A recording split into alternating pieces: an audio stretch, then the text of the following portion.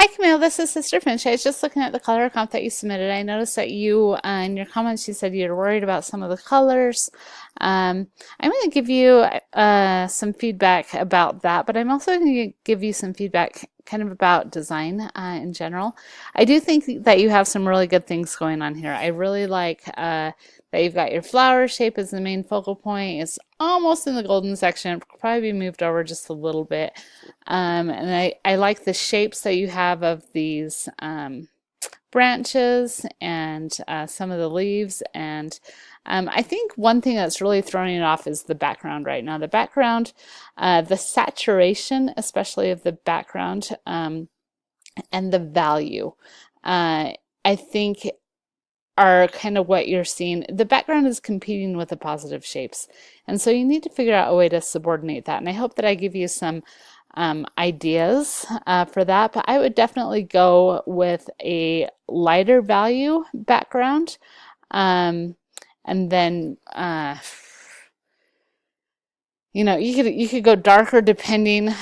So you could actually go lighter or darker in the background, just as long as your foreground shapes are the opposite.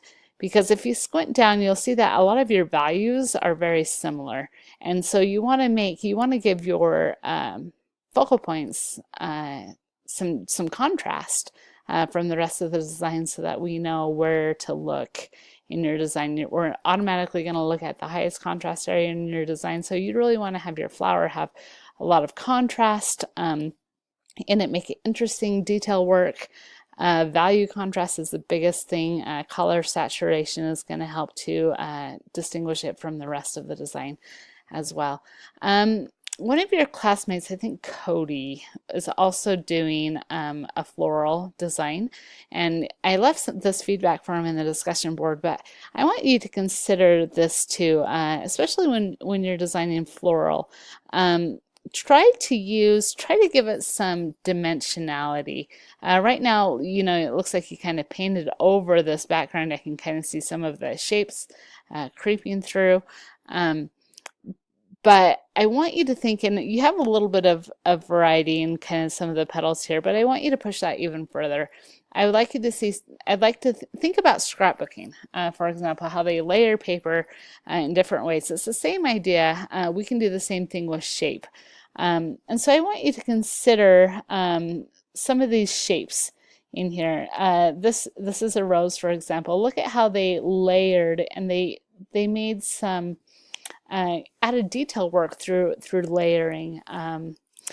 Here's some more examples you might have to look in, and then I put these in there just because of the interesting shapes. And then these were design ideas, like overall composition ideas for him. But I want you to think about the shape of your flower, how you can maybe use cutout shapes to make it more interesting and to make it stand out from the rest of the design. Okay, so then I want to talk about, so you've got that, you need to just make some value contrast between the background and the foreground shapes. I found some images, let me think, this one I wanted to show you because it's similar to your design in some ways as far as the shapes go. You've got a focal point, yours is a flower, theirs is these leaves. But see how they have these interesting branch shapes, but they've subordinated other branch shapes. So they may have subordinated them with blurring them out, for example, but they have some repeated shapes in the background that mimic the foreground branch shapes. But there are some branches that are more dominant and some branches that are more subordinate in the background. Some in the foreground too. They must have made some alterations with their camera. I included these kinds of things too because I wanted to show you how in a rose bush, and it's good to look at examples, to get some ideas, but you see how the leaves tend to group together and it almost creates a shape in your design. So on your design, you've got kind of the leaves randomly placed. You don't have a lot of like bunching together, overlapping. I think that would really add some interesting dimensionality to your design, give it more interest in the positive and negative shapes. Let's see, I included some of these because I wanted you to see how you can also add other rose shapes in the design. This one is sort of a good idea. I want to show you they have this really dominant rose, and they did that with you know, sharp edges, and then they blurred out this other one. But you could, and this one's subordinate to this rose, obviously. This one's a focal point. This is what we maybe look at second, besides, you know, the leaves are really interesting, and then we go back to this one. But instead of, like, you could do this with value too. You can make this rose in your design, for example, very bright saturation, have a lot of contrast from the background, but then you can make a secondary rose. Say maybe that this was a lot darker, a darker rose that blended in more to the background. That would subordinate that rose even further with value. So I just kind of wanted to show you the idea of dominance and subordination. These are just some interesting groupings of leaves I was going to show you. You know, same thing with this floral design. You've got one dominant flower because it's turned towards you, and you have other flowers in the design that aren't dominant, aren't so dominant because they are turned away from you. And this is the only one that we see the center of. It's let's see what else. Okay, so let's go back to your design. So I want to see you incorporate some of those ideas in your design. I would, you know, color scheme. You've got a nice analogous design. I think what you know, kind of what we talked about is you've got to work with values, making sure that your positive shapes have distinction from your negative spaces.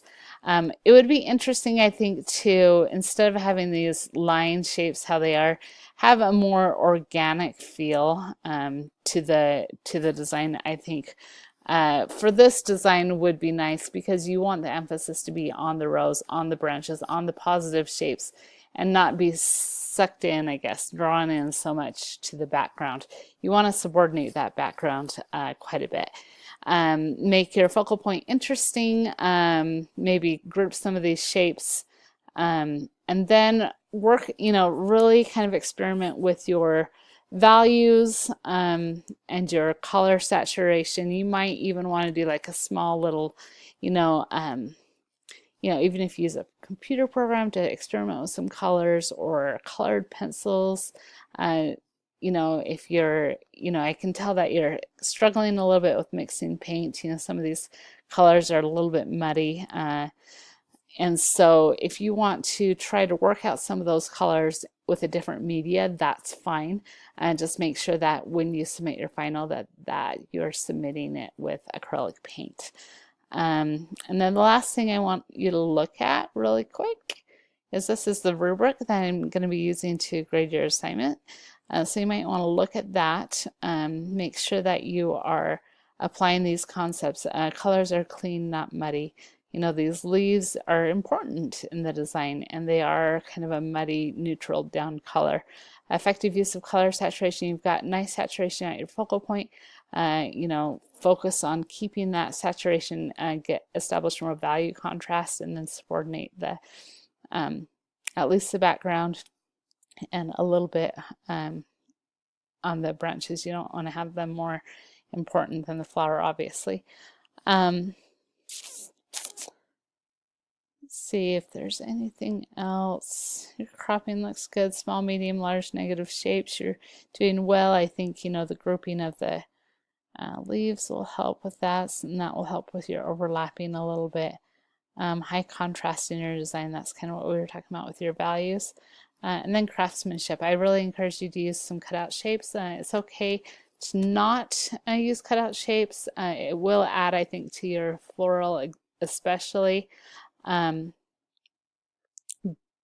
but at least use distinguished shapes so that they have definite edges to your shapes, you know, rather than kind of implied a little bit. I want to see those clean, crisp edges between the shapes. So other than that, everything's looking good. Camille, you've got a great start on this design, and I look forward to seeing what you do at the final. All right, bye-bye.